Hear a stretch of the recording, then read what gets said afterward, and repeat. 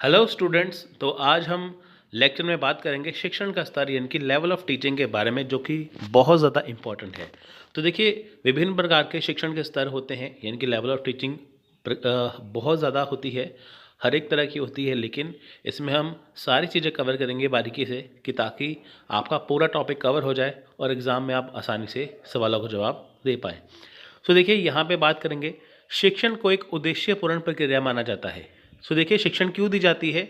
हमारे सामने एक उद्देश्य होता है। जैसे आप मेरा ये पेपर वन का वीडियो देख रहे हैं, तो आपका उद्देश्य क्या है कि आपका यूजीसी नेट पेपर वन पूरा कवर हो जाए, है ना। इसलिए हम तो कर रहे हैं ना पेपर वन की तैयारी।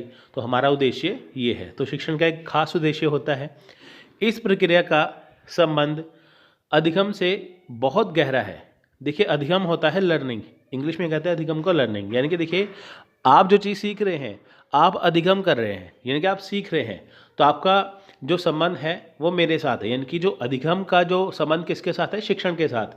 एक टीचर जो बच्चों को पढ़ाता है, जैसे मैं आपको चीज़ों को पढ़ा रहा हूँ, है ना। मेरा उद्देश्य है कि आपको पेपर वन कवर करवाऊँ। तो आपका भी गहरा जो अधिगम इसमें संबंध है। क्यों? क्योंकि आपको पेपर वन को कवर करके यूजीसी नेट एग्ज़ाम को क्वालिफाई करना है। सो पाठ्य वस्तु का अपना स्वरूप होता है जिससे शिक्षण के विभिन्न उद्देश्यों को प्राप्त किया जा सके। देखिए, पाठ्य वस्तु जो होती है, जो हमारा सिलेबस है, जो हमारे पास पुस्तकें होती हैं, उसमें देखिए उसका अपना स्वरूप होता है। जैसे आप पेपर वन को देखेंगे, इसमें बहुत सारी चीज़ें होती हैं। जिसमें पेपर वन में देखिए 10 यूनिट हैं, तो इसमें बहुत सारी चीज़ें हैं, तो जिसको हमें सबको कवर करना है। तो इसका अपना स्वरूप हो गया, है ना। तो इसमें क्या है? शिक्षण के विभिन्न उद्देश्य हैं। शिक्षण के विभिन्न उद्देश्य का मतलब क्या है? देखिए, जैसे मान लीजिए पेपर वन का जो पूरा सिलेबस है, उसमें टीचिंग है, रिसर्च है, बहुत सारी चीज़ें उसके अंदर। उसको क्या है? एक टीचर को कवर करना है, एक अध्यापक को उसमें कवर करना है। उसमें विभिन्न विभिन्न उद्देश्य हैं। विभिन्न उद्देश्य क्या है? आपको हर एक चीज़ में पारंगत करवाना, आपको हर एक चीज़ में बेस्ट बनाना। जैसे मान लीजिए कि कोई भी पाठ्य पुस्तक है ना। तो वो आपके पास पाठ्य पुस्तक है, आप कुछ में कुछ भी समझ नहीं आता, तो आप शिक्षक से ही पढ़ेंगे ना वो चीज़। तो इसलिए पाठ्य पुस्तक का अपना स्वरूप है, यानी कि जो आपको सिलेबस दिया गया है, जो आपके पास बुक है, कुछ भी है, उसका एक अपना स्वरूप होता है, जो कि शिक्षक आपको उसे आसानी से समझा देते हैं। मान लीजिए आपके सामने कोई बुक है, आपके पास मान लीजिए पेपर वन की कोई किताब है, लेकिन आपको वो बहुत टफ लगती है, उसकी लैंग्वेज बहुत टफ लगती है पढ़ने में, तो आपको वो समझ नहीं आती। लेकिन जब आपको वही बुक से वही टीचर आपको वो पढ़ाते हैं, जैसे आपको मैं ये लेक्चर दे रहा हूँ, तो अगर आप वो चीज़ सेम पढ़ेंगे तो आपको वो चीज़ आसान लगेगी। तो इसमें क्या है? ये शिक्षण के विभिन्न उद्देश्य हैं, यानी कि जो चीज़ आपको नहीं आती वो आपको चीज़ आसानी से आ जाए। तो देखिए, कक्षा की गतिविधि में शिक्षा का कार्यक्रम शिक्षा का क्रियात्मक एवं व्यवहारिक रूप दिखाई देता है। देखिए, कक्षा की जो गतिविधि है उसमें शिक्षा का क्या है? क्रियात्मक रूप है, यानी कि वो क्रियाशील टीचिंग है। यानी कि जब भी टीचर पढ़ाते हैं आपको पूरी तरह एक्टिव होकर पढ़ाते हैं। व्यवहारिक रूप आपको वहाँ पे उनका दिखता है। शिक्षण अधिगम की प्रक्रिया के रूप में जाना जाता है। किसी भी कक्षा में जब शिक्षक का कार्य चल रहा होता है, देखिए जब भी किसी क्लास में पढ़ाया जाता है तो ये शिक्षण अधिगम की प्रक्रिया इसे माना जाता है। यानी कि शिक्षण अधिगम क्या है? कि टीचर का क्लास में बच्चों को पढ़ाना और बच्चों का पढ़ना। तो देखिए, जब भी ऐसी चीज़ आती है तो अब हम दो चीज़ें देखते हैं। पहली यह कि कक्षा में शिक्षा प्रदान करने का कार्य होता है। दूसरा, छात्र शिक्षक द्वारा प्रदान किए जा रहे आगे अधिगम के द्वारा नए प्रकार के अनुभव एवं ज्ञान को सीखने का प्रयास करते हैं। यानी कि देखिए, पहली बात क्या है कि शिक्षा जो कक्षा में शिक्षा प्रदान की जा रही है, यानी कि देखिए कक्षा में टीचर आपको पढ़ा रहे हैं, शिक्षक आपको पढ़ा रहे हैं। दूसरी बात क्या है कि छात्र छात्र क्या है कि जो शिक्षक आपको पढ़ा रहा है, यानी कि जो शिक्षक छात्रों को पढ़ा रहा है, तो बच्चे उससे कुछ नया सीखने का प्रयास करते हैं। जैसे मान लीजिए आपके सामने कोई बुक है, आपने देखिए कि जैसे आप मेरी वीडियो रेगुलर फॉलो करते हैं, तो आपको मैं पहले टीचिंग एप्टीट्यूड पढ़ाऊंगा, उसके बाद जैसे मैं आपको नया लेक्चर दूंगा रिसर्च का, कॉम्प्रिहेंशन का, तो ऐसे करते करते आपको एक नया अनुभव सीखने को मिलेगा। पहली बात क्या है? आपको शिक्षक का क्लास में पढ़ाना, कक्षा में शिक्षक का कार्य होना। दूसरा क्या है कि छात्रों का शिक्षक से नया ज्ञान सीखना। तो देखिए, शिक्षक का प्रयास होता है वह प्रभावी शिक्षा प्रदान करके छात्रों को नए प्रकार का ज्ञान प्रदान करे और उनके व्यवहार एवं व्यक्तित्व में सुधार करे। अब देखिए, व्यवहार में सुधार कैसा है? जैसे मान लीजिए शिक्षक का प्रयास क्या होता है कि आपको सारी चीज़ें बहुत आसानी से करवाना। कि ताकि जहाँ पे आपको कन्फ्यूज़न है, जहाँ पे आपको समस्या है, आप उसे पूरी तरह से निजात पा लें। सो इस प्रकार यह कहा जा सकता है कि शिक्षा व अधिगम दोनों के ही दोनों के एक ही उद्देश्य है। हम देखिए, शिक्षा हो या अधिगम हो, ठीक है, तो वो दोनों के एक ही उद्देश्य है कि आपको वो चीज़, आप शिक्षा ले रहे हो, आप चीज़ें समझ रहे हो, आपको शिक्षा लेनी है, लेकिन आपको कैसे वो शिक्षा प्राप्त करनी है, वो चीज़ टॉपिक कैसे समझना है, वो आपके ऊपर डिपेंड है। तो उसको कहते हैं लेवल ऑफ टीचिंग, यानी कि शिक्षण का स्तर। देखिए, आपको मैं ये यहाँ पे थोड़ा सा एक्सप्लेन करके बता रहा हूँ स्टार्टिंग करने से पहले, कि ताकि आपको उसका बेस पता चल जाए, उसका आधार पता चल जाए। सो देखिए, अब प्रश्न यह उठता है कि कक्षा में चल रहे इस शिक्षण का कार्य स्तर क्या होना चाहिए। अब देखिए, क्लास में जो चीज़ पढ़ाई जा रही है तो उसका स्तर कितना होना चाहिए, यानी कि मान लीजिए कि क्लास में आपको टीचर पढ़ा रहे हैं तो उसका स्तर कैसा होना चाहिए, हाई लेवल, लो लेवल, निचला स्तर, ऊंचा स्तर, कैसा। सो देखिए, कई कारकों पर निर्भर करता है, जैसा कि शिक्षण की योग्यता, शिक्षक की योग्यता। आप देखिए, शिक्षक की योग्यता क्या है, अधिगम अनुभव की प्रकृति, यानी कि जो अधिगम अनुभव की प्रकृति कैसी है, शिक्षण अधिगम वातावरण एवं परिस्थितियाँ, इनकी देखिए जो शिक्षक देते हैं और बच्चे जो पढ़ते हैं वहाँ पे माहौल कैसा है, और शिक्षण के उद्देश्य क्या है, उसके लक्ष्य क्या है। क्या आपको शिक्षक को, जैसे मान लीजिए आपको मैं ये नॉलेज दे रहा हूँ, सारी चीज़ें आपको पढ़ा रहा हूँ, मेरा टारगेट क्या है, मेरा उद्देश्य क्या है कि आपको मैं सारी चीज़ें करवाऊँ कि ताकि आपका एग्ज़ाम हो जाए। टीचर की क्या, शिक्षक की क्या योग्यता है, ये सारी चीज़ें, वातावरण कैसा है, ये सारी जो चीज़ें हैं, ये शिक्षण कार्य में आती हैं। शिक्षण का उद्देश्य विद्यार्थियों को सीखने के व्यवहारों में वांछित परिवर्तन लाना तथा उनके सीखने के लिए प्रेरित करना होता है। यानी कि देखिए, यहाँ पे क्या है, शिक्षण का मुख्य कार्य क्या है, उद्देश्य क्या है, कि जो विद्यार्थी है उनको सीखने के व्यवहार, यानी कि जो वो सीखना चाहते हैं, जो उनका पाठ्यक्रम है, जो उनका सिलेबस है, तो उनमें वो वांछित परिवर्तन लाए। ऐसा नहीं सिलेबस चेंज कर देना है, यानी कि मान लीजिए कि आपको कोई चीज़ नहीं आती, अब आप डर जाते हैं कि मेरे को मैथ्स नहीं आता, मेरे को डीआई नहीं आता, मेरे को ये नहीं आता, मेरे को वो नहीं आता, तो आप वो चीज़ें करते ही नहीं है, लेकिन आपको करना तो पड़ेगा। तो शिक्षक क्या करते हैं कि आपको वो चीज़ आसानी से करवाते हैं, जिससे आपको प्रेरणा मिलती है कि हाँ, ये चीज़ आप कर सकते हैं। यानी कि जो चीज़ आपको पहले नहीं आती, आप उसे डरे हुए होते हैं, वही चीज़ आपको बाद में वो आ जाती है। तो यह है शिक्षण का मुख्य उद्देश्य, यानी कि आपकी जो समस्याएं हैं उसको सुधारना। विभिन्न स्तरों पर विभिन्न शैक्षिक उद्देश्यों की प्राप्ति के लिए विषय वस्तु को पढ़ाया जाता है। अब देखिए, विभिन्न स्तरों पर क्या है, विभिन्न शैक्षिक उद्देश्य हैं। जैसे आप स्कूल लेवल पे पढ़ रहे हैं तो आपको वो सिलेबस करवाया जाएगा, कॉलेज लेवल पर पढ़ रहे हैं तो आपको वो सिलेबस करवाया जाएगा, अगर आप यूजीसी नेट की तैयारी करें तो आपको वो सिलेबस करना होगा, अगर आप यूपीएससी, आईएएस, पीसीएस की कोई भी एग्ज़ाम की तैयारी करते हैं तो आपको उसके अकॉर्डिंग चलना पड़ेगा। यानी कि उद्देश्य सबके अलग अलग है, क्योंकि आप, ऐसा तो है नहीं कि आप यूजीसी नेट की तैयारी करते हो आप सभी एग्ज़ाम दे सकते हैं, है ना, ऐसा नहीं है। आपको वो विषय वस्तु पढ़ाई जाएगी जो आपका टारगेट है, जो आपका लक्ष्य है। बारी आती है मेन पॉइंट्स की। तो देखिए, यहाँ पे क्या है कि जो शिक्षा के स्तर को निर्धारित करने के लिए विद्वानों एवं शिक्षा मनोवैज्ञानिकों ने इसके 3 निम्न स्तर निर्धारित किए हैं। यानी कि क्या है, इसके 3 निम्न स्तर है। कौन से स्तर है, देखिए, पहला है स्मृति स्तर, यानी कि जिसे चिंतन स्तर, यहाँ पे पहला है स्मृति स्तर, मेमोरी लेवल ऑफ टीचिंग, जिसे देखिए यहाँ पे भी मैंने डिफाइन किया है। नेक्स्ट है बोध स्तर, अंडरस्टैंडिंग लेवल ऑफ टीचिंग।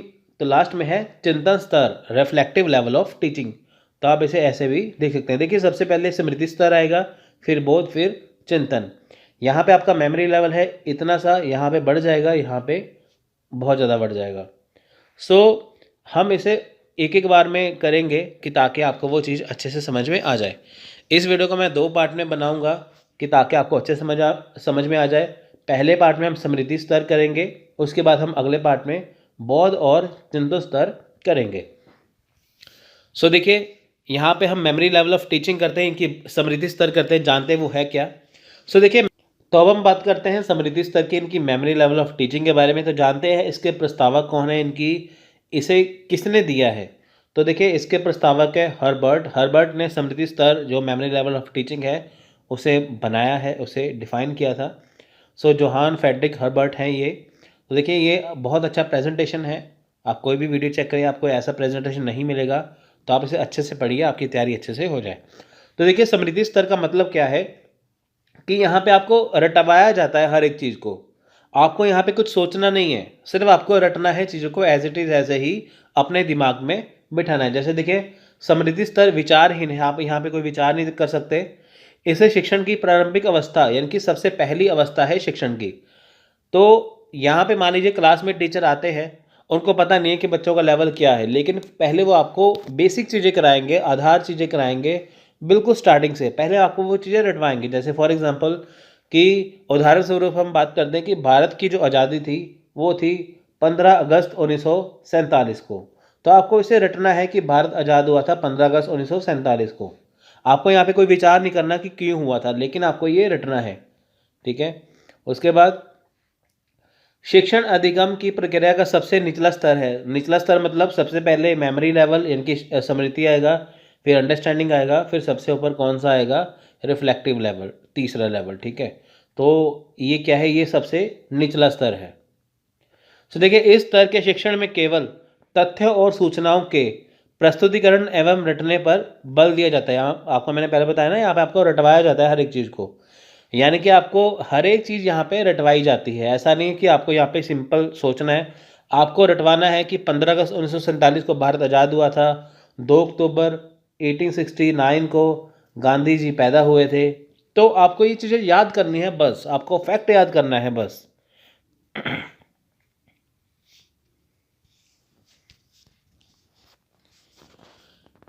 देखिए शिक्षक को जितना भी ज्ञान होता है वह पाठ्य पुस्तकों के माध्यम से छात्रों को पढ़ा देता है। यानी कि देखिए शिक्षक को जितना भी ज्ञान है, किसी चीज़ के बारे में है ज्ञान है, वो आपको पाठ्य पुस्तक के माध्यम से पढ़ाएंगे और छात्र भी बिना सोचे समझे पुस्तकों से सीधे रट लेते हैं। देखिए बहुत सारे टीचर ऐसे हैं, आपको वो किताबों के ऊपर जोर देंगे कि आप ये ही पढ़िए, यही आपको लिखना है।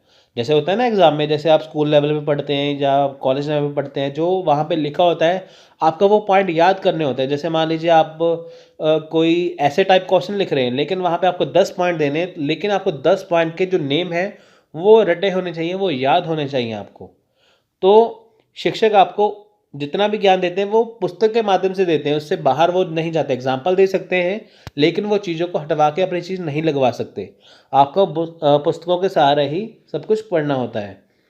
सो जैसी चीज़ें हैं आपको वो वैसे ही रटनी है, आपको सारे सारे पॉइंट यहाँ पे रटने होते हैं।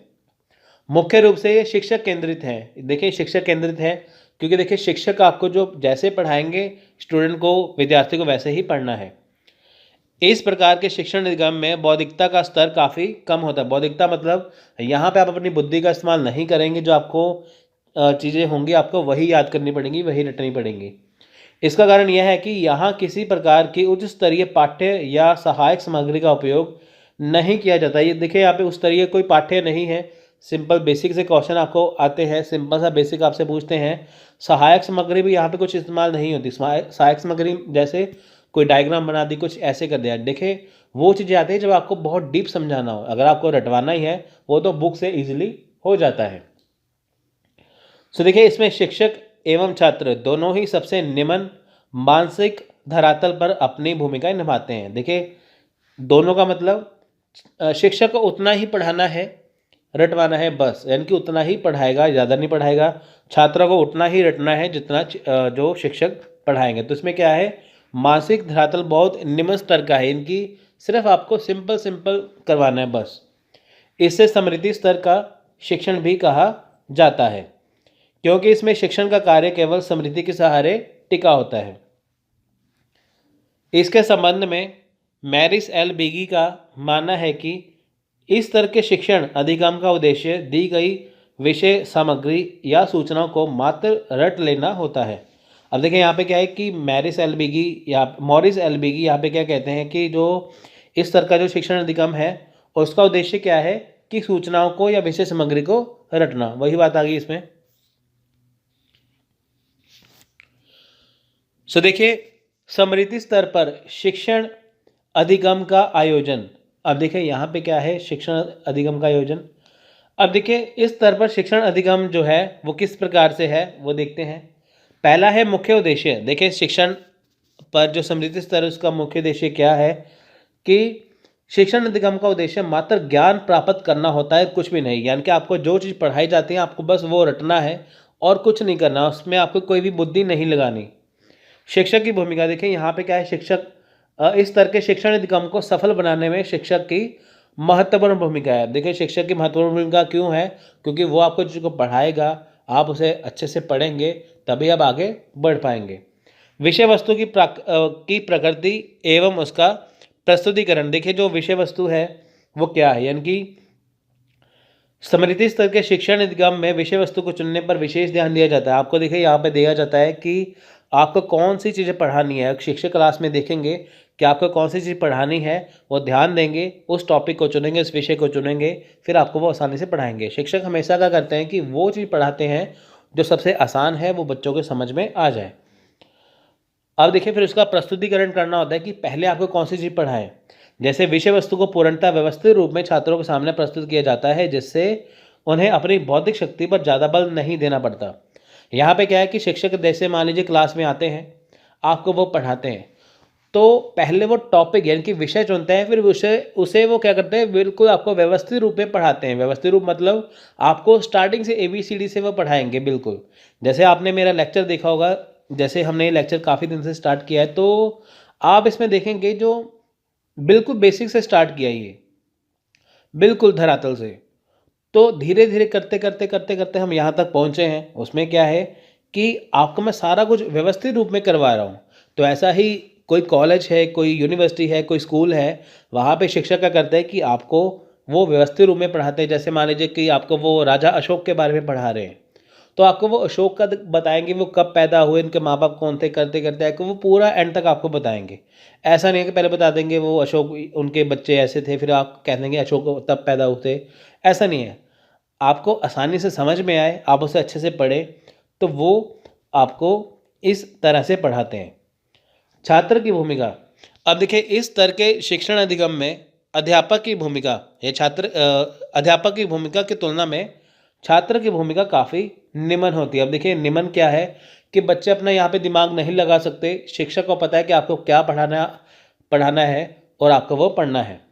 वह कक्षा में अध्यापक द्वारा दिए गए ज्ञान को एक मूक दर्शक होते हैं कि जो कुछ नहीं बोलते की तरह बैठकर ग्रहण करता है, और शिक्षक जो भी नोट करवाता है सीधे उन्हीं को रट लेता है। यानी कि मूक दर्शक क्या है कि जो टीचर आपको बताएगा आपको वो करना ही है, आपको कुछ भी नहीं आगे करना, बस आपको वही करना है जो शिक्षक आपको बताएंगे। तो आपके नेक्स्ट है शिक्षक विधियों की प्रकृति। देखिए शिक्षण विधियाँ क्या है। इस तरह के शिक्षण अधिगम में शिक्षक केंद्रित या विषय केंद्रित विधियों को अपनाता है। इसमें शिक्षक एक तरफा बोलता रहता है तथा उसे इस बात की कोई परवाह नहीं होती कि छात्र उसे समझ पा रहे हैं नहीं। अब देखिए यहाँ पे शिक्षण विधि क्या है, यहाँ पे देखिए मान लीजिए कि शिक्षक केंद्रित है ये और विषय केंद्रित है। देखिए कई बार विषय ऐसे होते हैं, सब्जेक्ट ऐसे होते हैं, बहुत बोरिंग होते हैं, लेकिन शिक्षक का काम है उसे पढ़ाना, चाहे बच्चों को समझ में आए, चाहे बच्चों को बोरिंग लगे, लेकिन वो बोलते रहते हैं और बच्चे उसे सुनते रहते हैं। कक्षा का वातावरण एवं तथा संसाधन। अब देखिए इस स्तर के शिक्षण अधिगम में कक्षा के वातावरण को अच्छा बनाने का प्रयास नहीं किया जाता। अब देखिए कक्षा का वातावरण ऐसा नहीं है, वातावरण मतलब शिक्षक पढ़ा रहे, बच्चों को मज़ा नहीं आ रहा, समझ नहीं आ रहा, तब भी वह पढ़ाते रहते हैं। इसमें विभिन्न प्रकार के शैक्षिक संसाधनों, सहायक सामग्री तथा अन्य तकनीकों का भी उपयोग नहीं किया जाता। देखिए यहाँ पे अन्य तकनीकों का उपयोग क्यों नहीं किया जाता, देखिए यहाँ पे काम क्या है, रटवाना, बुक से पढ़ाना, बुक से रटवाना। यहाँ पे कोई भी प्रेजेंटेशन नहीं देनी, यहाँ पे कोई भी डायग्राम नहीं बनानी। इसलिए परीक्षण या मूल्यांकन व्यवस्था। देखिए इस तरह के शिक्षण अधिगम में परीक्षण मूल्यांकन की कोई विशेष प्रणाली नहीं अपनाई जाती। अब देखिए इसमें छात्र ने रटकर क्या ज्ञान प्राप्त किया, मात्र यह देखा जाता है। देखिए एंड में यह देखा जाता है कि जो शिक्षक ने पढ़ाया है, बच्चों ने पढ़ा है, क्या उन्होंने रट लिया। मेमोरी लेवल में इतना ही देखा जाता है स्मृति स्तर में कि क्या बच्चों ने रटा है, क्या उन्हें पता है कि भारत कब आज़ाद हुआ, संविधान कब लागू हुआ, गांधी जी कब पैदा हुए। ये सारी ही चीज़ें, ऐसी ही चीज़ें उनको रटवाई जाती हैं, तभी पता चलता है इसमें। सो देखिए यहाँ पे देखते हैं स्मृति स्तर के गुण एवं दोष। तो देखिए गुण क्या है इसके, पहले हम गुण करते हैं। इस स्तर के शिक्षण अधिगम में अध्यापक की प्रधानता होती है। उसे शिक्षक कार्य को किस प्रकार से संपन्न किया जाए, इस बात की पूरी स्वतंत्रता होती है। देखिए यहाँ पे क्या है, शिक्षक की या अध्यापक की प्रधानता है। उन्हें पता है कि इसको कैसे, इनकी कोई टॉपिक कैसे ख़त्म करना है, चाहे वो बच्चों को समझ में ना भी आए, तब भी उन्हें पूरी स्वतंत्रता होती है कि वो किस हिसाब से उसे करवाए। वैसे देखिए शिक्षक इसी हिसाब से पढ़ाते हैं, ऑर्गेनाइज वे में, व्यवस्थित तरीके से, कि ताकि बच्चों को समझ में आ जाए। छोटे बालकों का बौद्धिक स्तर निम्न होता है। इस वजह से स्मृति स्तर की सहायता से छोटी कक्षा के छात्रों का शिक्षण अधिगम अच्छी तरह से किया जाता है। अब देखिए जो छोटे छोटे बालक हैं, छोटे छोटे बच्चे हैं, तो उनका जो बौद्धिक स्तर है बहुत कम होता है, तो वो इतनी चीज़ें रट नहीं पाते। जैसे आप मान लीजिए आप 5वीं कक्षा में पढ़ते हैं, तो आपको एक एमए की किताब दे दें। जैसे मान लीजिए कोई भी 5वीं कक्षा का विद्यार्थी है, उसे एमए की कोई भी बुक दे दें, तो वो पढ़ नहीं पाएगा, क्योंकि उसका जो लेवल क्या है, स्तर क्या है, वो निम्न है। लेकिन एमए वाले छात्र को 5वीं की किताब दे दो, वो झट से पढ़ लेगा। क्यों? क्योंकि उसका जो लेवल है माइंड का, वो काफ़ी बढ़ चुका है। सो इसलिए इस स्तर के शिक्षण अधिगम में सीमित संसाधनों से काम चल जाता है तथा ज़्यादा संसाधनों का अभाव खटकता नहीं है। इनकी देखिए सीमित संसाधन क्या है, क्लास में जब टीचर पढ़ाते हैं, बच्चों को एक उनके पास किताब होती है और बच्चों के पास किताबें होती है, तो क्या करते हैं कि वो उससे ही पढ़ा देते हैं। स्मृति स्तर के शिक्षण में, शिक्षण अधिगम में जो छात्र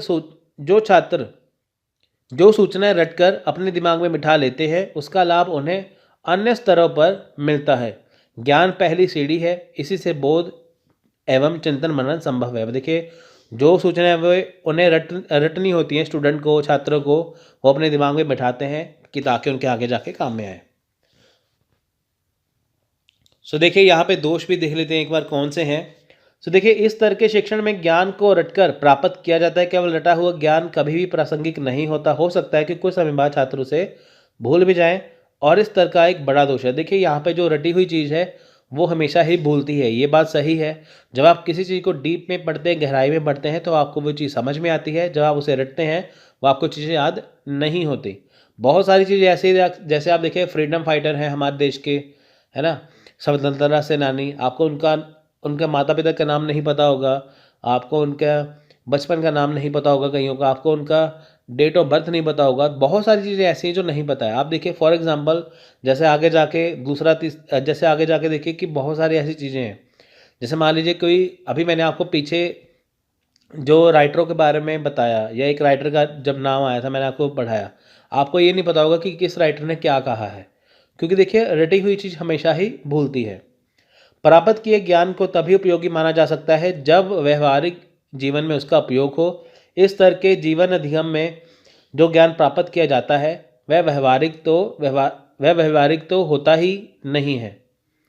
यानी कि देखिए इस वजह से इस स्तर को ज़्यादा उपयोगी नहीं माना जाता। देखिए यहाँ पे क्या है कि जिसमें ज्ञान प्राप्त किया जाता है वो ज़्यादा उसका उपयोग नहीं है, क्योंकि देखिए आपको वो चीज़ें रटनी है, वो आपके जीवन में काम कभी नहीं आएंगे। अब देखिए आपने हिस्ट्री पढ़ी है, वो आपके कभी काम नहीं आती है ना, तो इसलिए वो आपको चीज़ें सिर्फ पढ़ाई के लिए रटनी होती हैं।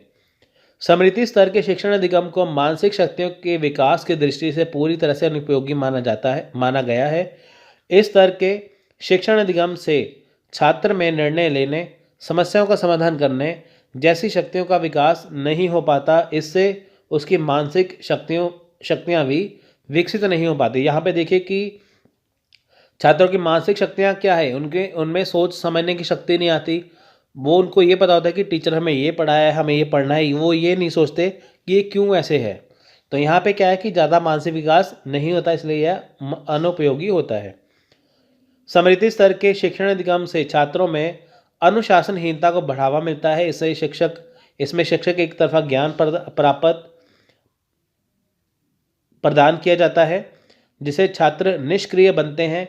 इसकी वजह से उनमें अनुशासनहीनता का बढ़ावा होता है। देखिए यहाँ पे क्या है कि बच्चों को अगर मन ना हो पढ़ने का, तब भी उन्हें पढ़ना ही है, क्योंकि शिक्षक का काम है पढ़ाना, छात्रों का काम है पढ़ना। इससे उनमें अनुशासनहीनता आती है, क्योंकि देखिए चाहे वो जैसे मर्जी हैं, लेकिन वो क्लास में उतना मन लगा के पढ़ेंगे नहीं जितना उन्हें पढ़ना होता है, क्योंकि उन्हें पता है कि टीचर हमें रटवाएंगे, तो इसलिए वो पढ़ते ही हैं।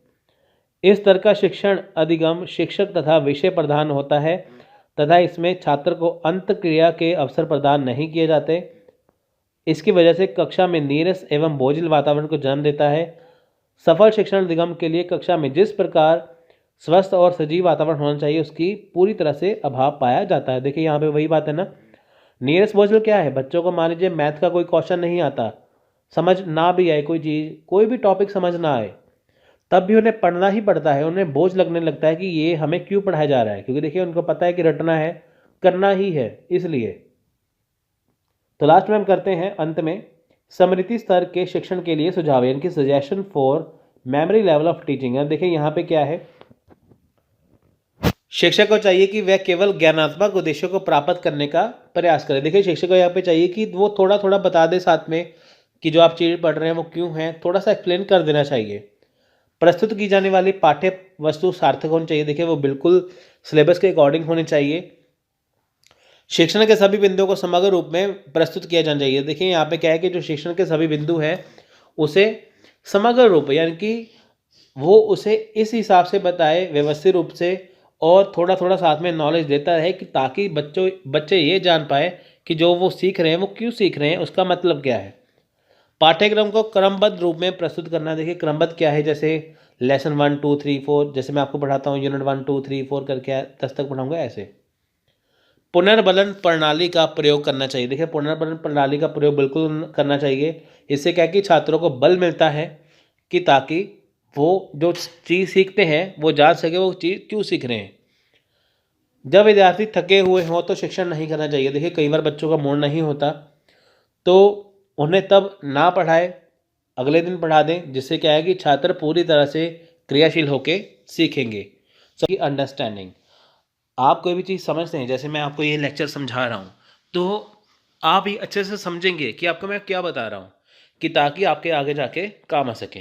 तो देखिए बौद्ध स्तर पर विद्यार्थियों को सामान्यकरण तथा सिद्धांत एवं तथ्यों के संबंध में बोध कराने पर बल दिया जाता है। यदि शिक्षक को अपने इस प्रयास में सफलता मिलती है तो विद्यार्थियों में नियमों को पहचानने, समझने तथा उन्हें प्रयोग करने की क्षमता विकसित हो जाती है। इन प्रयासों के परिणाम स्वरूप शिक्षण अर्थपूर्ण हो जाता है।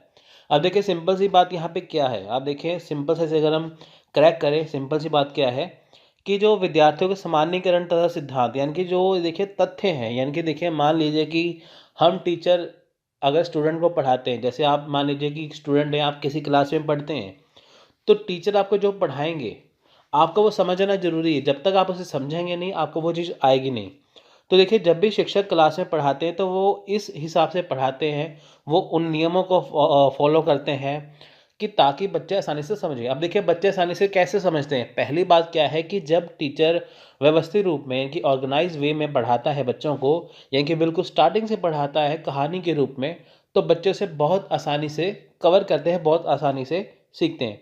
तो यहाँ पे शिक्षक को देखना पड़ता है कि बच्चों का लेवल कितना है, बच्चों का स्तर कितना है, कि ताकि वो जो चीज़ समझाए बच्चों को समझ में आए।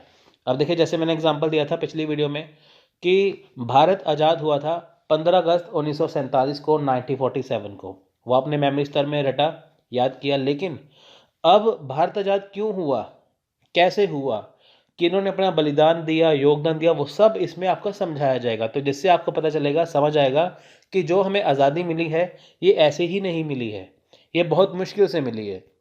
सो इसे आप समझेंगे तो समझने के साथ क्या है कि आपके वो दिमाग में विकास होगा।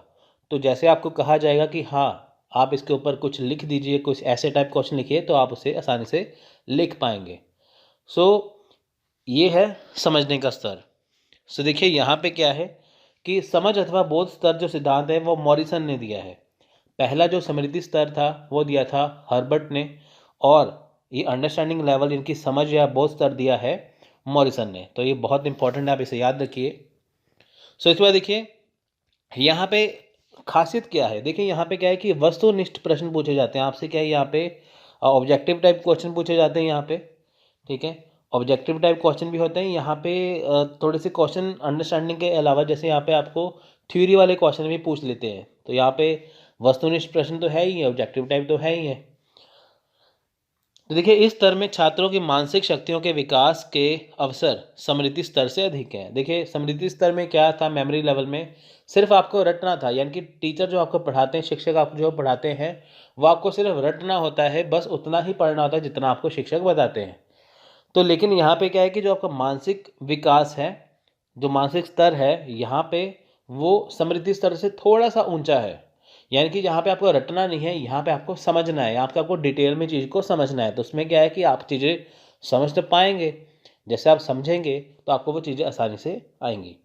जहाँ स्मृति स्तर का शिक्षण अधिगम केवल स्मृति पे आधारित है होता है तथा उसमें छात्र पूरा ज्ञान रट कर प्राप्त करते हैं, वही बोध स्तर में रटने के बजाय ज्ञान को अच्छी तरह से समझने पर बल दिया जाता है। देखिए यहाँ पे क्या समझना, भारत आज़ाद हुआ 15 अगस्त 1947 में, 1947 में, ये क्या है स्मृति स्तर है, आपको सिर्फ इतना याद करना है। लेकिन अंडरस्टैंडिंग में क्या है, क्यों आज़ाद हुआ था, कैसे आज़ाद हुआ था, पूरा डिटेल आपको उसमें समझना है, तो वो है समझने पर बल।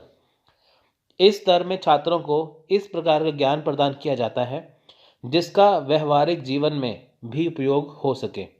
अब देखिए यहाँ पे क्या है कि व्यवहारिक जीवन में उपयोग, यानी कि आपको वो चीज़ें समझाई जाती हैं, वो चीज़ें आपको पढ़ाई जाती है जो आपके जीवन में काम आए। जैसे देखिए आपको पता है कि आपको शिक्षक बनना है, आगे जाकर टीचर बनना है, तो जिसके लिए आप यूजीसी नेट की तैयारी करते हैं, तो इसके लिए आप अच्छे से समझते हैं कि शिक्षण योग्यता है क्या। आप अपने ऊपर लेके चलेंगे कि आप मान लीजिए क्लास में पढ़ाते हैं, आप बच्चों के साथ कैसे बिहेव करेंगे, कैसे ट्रीट करेंगे, तो वो है व्यवहारिक जीवन। यानी कि जो आप एग्ज़ाम देंगे वो आपके काम आएगा, वो ज्ञान आपके काम आएगा, वो है व्यवहारिक जीवन में भी आपका उपयोग होता है। इस स्तर में जब छात्रों को किसी नियम या सिद्धांत के बारे में बताया जाता है, तो उसके साथ ही यह भी बताया जाता है कि इस नियम या सिद्धांत को व्यवहार में कैसे लाया जाए। अब देखिए सबसे पहले जैसे ही आपको जो भी छात्र को यह नियम सिद्धांत बताए जाते हैं कि ये सिद्धांत है पढ़ने के, साथ में ये भी दिया जाता है कि जो सिद्धांत आपको पढ़ाए जाते हैं वो व्यवहार में कैसे लाते हैं। जैसे अभी देखिए मैं आपको पढ़ा रहा हूँ अंडरस्टैंडिंग लेवल ऑफ टीचिंग, यानी कि बोध स्तर आपको मैं पढ़ा रहा हूँ यहाँ पे। तो आपको बताता हूँ कि बोध स्तर ऐसा होता है, अंडरस्टैंडिंग ऐसी होती है, लेकिन आप उसे व्यवहार में कैसे लेके आएंगे वो भी आपको मैं बताऊँगा। व्यवहार में कैसे, जैसे आप मान लीजिए कि कोई चीज़ पढ़ते हैं, ये आपके एग्जाम के लिए ज़रूरी है, लेकिन आपको ये समझना ज़रूरी है, क्योंकि देखिए अगर आप उसकी डीप नॉलेज गहराई में जाएंगे तभी आपको चीज़ आसानी से समझ में आएगी। यानी कि चीज़ों को हमें सिद्धांत बारे में जानना ज़रूरी है, लेकिन उनको समझना भी ज़रूरी है, व्यवहार में लाना भी ज़रूरी है।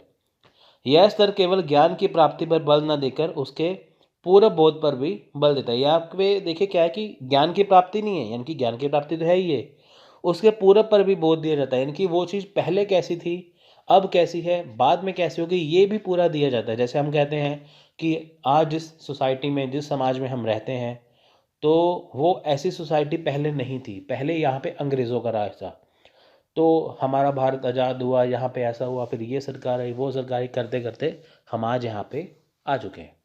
तो ये क्या है कि आपको बताना है कि यहाँ पे हम क्यों रहते हैं, जिस समाज में हम रहते हैं वो क्यों है। लेकिन आपको एग्जाम्पल उदाहरण कौन सा दिया, अंग्रेज़ों के टाइम से लेके अब तक का। तो इसमें क्या है कि आपको पुराने समय का, पूर्व का भी आपको बोध दिया, पूर्व की भी नॉलेज दी, जो टाइम बीत चुका है, जो समय बीत चुका है, कि ताकि आपको अच्छे से समझ में आए। यानी कि जो भी चीज़ समझानी है उसका भूतकाल, यानी कि जो उसका पास्ट है वो भी समझाया जाता है साथ में, कि ताकि आप उसे अच्छे से समझ पाएँ।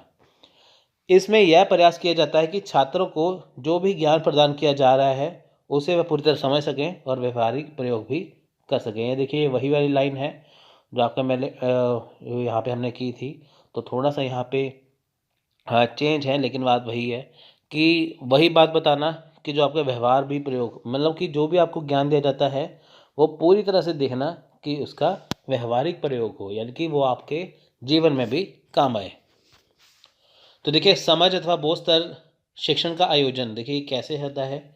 तो देखिए सबसे पहले यहाँ पे क्या है, मुख्य उद्देश्य, इसका मुख्य उद्देश्य क्या है कि इस स्तर के शिक्षण अधिगम का उद्देश्य छात्रों में नियमों, सिद्धांतों आदि की पूरी समझ को विकसित करना है। इनके आपको ये बताना, पूरी समझ मतलब कि जो टॉपिक आपको पढ़ाया जाता है, जो विषय पढ़ाया जाता है, आपको वो पूरा अच्छे से समझाना कि वो चीज़ है क्या, आपको उसके बारे में सारी जानकारी दे देना।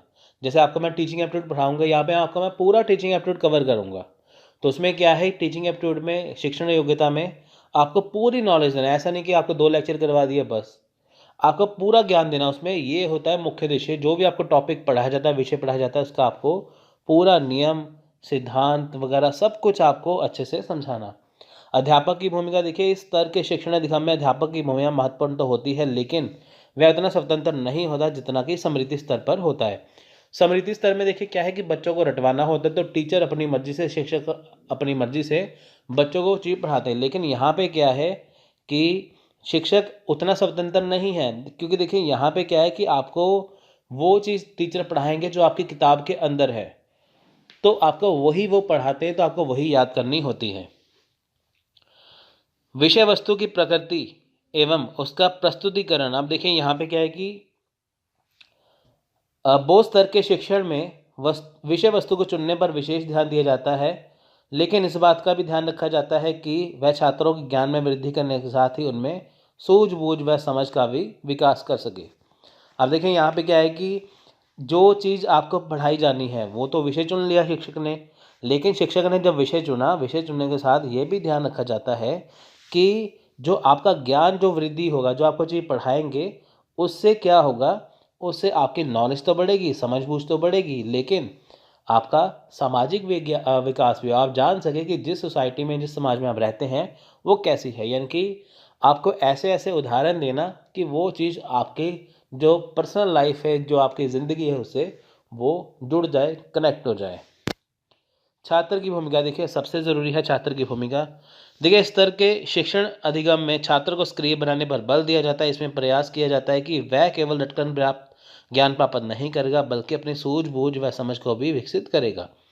यह स्तर छात्र को उसकी मानसिक शक्तियों का समुचित प्रयोग करते हुए ज्ञान की प्राप्ति पर बल देता है। यहाँ पे क्या है कि देखिए छात्र की भूमिका, यहाँ पे क्या कि सबसे बड़ी बात है कि ये क्यों पढ़ाया जाता है। शिक्षक क्लास में जब पढ़ाते हैं बच्चों को, तो सक्रिय बनाने, सक्रिय मतलब कि जब भी टीचर या शिक्षक क्लास में पढ़ाते हैं तो उनका ये टारगेट होता है कि सारे बच्चे उनकी बातों को अच्छे से समझें और ज्ञान को प्राप्त करें। तो सक्रिय बनाते हैं ना, सक्रिय मतलब कि ऐसा इंटरेस्टिंग टॉपिक या विषय चुन लेना कि ताकि बच्चे उसे आसानी से समझें।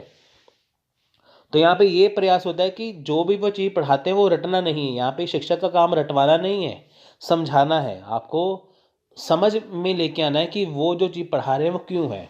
आपको सारे टॉपिक के बारे में, सारे विषय के बारे में खुलकर जानकारी आपको प्रदान करना, कि ताकि आप रटे बिना आप उसे समझें और आप उसे अच्छे से जानें। शिक्षण विधियों की प्रकृति। अब देखिए शिक्षण विधियों की प्रकृति यहाँ पे क्या है। इस स्तर के शिक्षण अधिगम में ऐसी विधि को अपनाने पर बल दिया जाता है जो छात्र में ज्ञान प्राप्ति के साथ ही उसकी उनमें नियमों, सिद्धांतों आदि की भी समझ विकसित करे। देखिए यहाँ पे क्या है कि शिक्षण विधियाँ क्या है। देखिए यहाँ पे शिक्षण विधियाँ हैं कि जैसे शिक्षक का अलग अलग तरीके से समझाना। देखिए जैसे मान लीजिए बच्चों को जो वो चीज़ पढ़ा रहे हैं, मान लीजिए बच्चों को समझ में ना आए, तो उनकी कोशिश ये रहती है कि वो ऐसी विधि से समझाएं। जैसे मान लीजिए कोई किताब है, उसकी जो भाषा है, लैंग्वेज बहुत टफ है, बहुत मुश्किल है, लेकिन शिक्षक को वो टॉपिक पढ़ाना है, तो बच्चों के लिए वो क्या करेंगे कि आसान लैंग्वेज में, आसान भाषा में वो चीज़ को समझाएंगे, जिससे क्या होगा, बच्चे उसे आसानी से समझते हैं। तो ये हो गया ना शिक्षण विधि, आसानी से करवा दिया।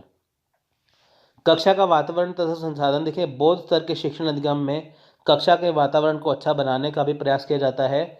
इसमें विभिन्न प्रकार के शैक्षिक संस्थानों, सहायक सामग्रियों तथा तकनीकों का भी उपयोग किया जाता है। यहाँ पे क्या है देखिए, जो कक्षा का वातावरण क्या है कि जहाँ पे शिक्षक बच्चों को आसानी से पढ़ाते हैं और बच्चे आसानी से पढ़ते हैं, और ऐसा माहौल पैदा करना कि जो शिक्षक बच्चों को समझाए और जो बच्चे शिक्षक से ज्ञान प्राप्त करते हैं वो उनको आसानी से समझ में आ जाए। तो इसमें क्या है कि शैक्षिक संसाधन क्या है, ब्लैक बोर्ड हो गया, चौक हो गया, डस्टर हो गया, तो ऐसी चीज़ें, सहायक सामग्री, ये चीज़ें आ गई इसमें, ठीक है, बुक्स वगैरह आ गई, तो ये सारी चीज़ें इस्तेमाल में की जाती हैं। परीक्षण या मूल्यांकन व्यवस्था। देखिए इस तरह के शिक्षण अधिगम में परीक्षण या मूल्यांकन प्रणाली की अच्छी प्रणाली को अपनाने पर बल दिया जाता है। इसमें प्रयास किया जाता है कि छात्र ने जो ज्ञान प्राप्त किया है उसका स्तर क्या है यह जान जाए। इसमें उचित मौखिक, क्रियात्मक एवं लिखित परीक्षण एवं मूल्यांकन विधियों को अपनाया जाता है। यहाँ पे देखिए क्या है कि अब मूल्यांकन करना, यानी कि जब शिक्षक ने बच्चों को क्लास में पढ़ाया, बच्चों ने अच्छे से समझा, लेकिन बच्चों ने अच्छे से समझा यह जानना ज़रूरी है कि उनको शिक्षक की बातें समझ में आई कि नहीं, शिक्षक का पढ़ाया विषय समझ में आया कि नहीं।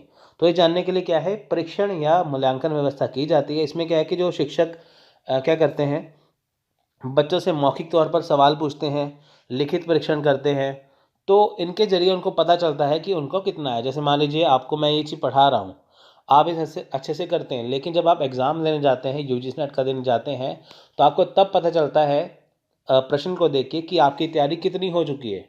आप देखिए जब भी हम पढ़ाते हैं तो 2 साल से ज़्यादा हो चुके हैं इसमें, तो आप देखिए कि हमेशा ही 40 प्लस यानी कि 40 से ज़्यादा क्वेश्चन हमारे कंटेंट से आते हैं। तो स्टूडेंट कहते हैं कि आपने जो पढ़ाया हमने अच्छे से पढ़ा, हमारे 40 से ज़्यादा क्वेश्चन सही हुए हैं। तो वही बात है कि जब आप अच्छे से मन लगा के पढ़ते हैं, तो वही चीज़ें आपको आसानी से समझ में आती है, जिससे क्या है आप आसानी से कर पाते हैं। अब देखिए समझ अथवा बोध स्तर के गुण दोष क्या है। देखिए सबसे पहले इसके गुण करते हैं। इस स्तर के शिक्षण निगम से छात्रों की मानसिक शक्तियों में बौद्धिक क्षमताओं के विकास में सहायता मिल सकती है। यह तथ्य को सोच समझ के ग्रहण किया जाता है। यहाँ पे देखिए कि देखिए यहाँ पे बच्चों को खुल के पढ़ाया जाता है, बच्चों को यहाँ पे ज्ञान प्राप्त किया जाता है, उनको समझाया जाता है। तो यहाँ पे क्या है, बच्चे जो है वो तथ्य को सोच समझते हैं, सोचते हैं समझते हैं, यानी कि जो चीज़ पढ़ाई जाती है वो उन्हें पहले सोचते हैं फिर समझते हैं कि हाँ ये चीज़ ऐसे है।